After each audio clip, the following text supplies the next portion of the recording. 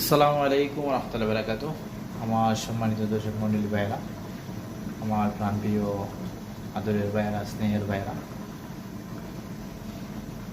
প্রবাস বলতে কষ্ট। প্রবাসী বলতে কথা কি বলবো, আপনারা নিজের চৌকি আজকে দেখুন।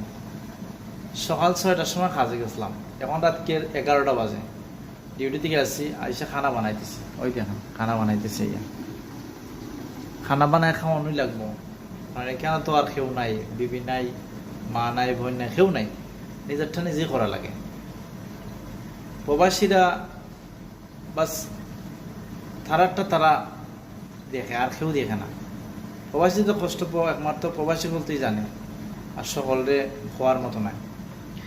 তো আমরা অনেক কষ্ট হওয়ার পরেও আমরা বুকের ভিতরে সাফা দিয়ে রাখি, সকলে কই না।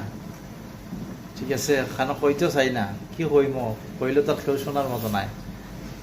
ঠিক আছে, আজকে যদি দেশের পরিস্থিতি ভালো হইতো, দেশও কাজ কাম হইতো, তাহলে তো আর আমরা প্রবাস হওয়া লাগবে না। দেশে কাজ কাম কইরা মা বাবা, ভাই বোন, বউ বাচ্চা দাদা খাবো।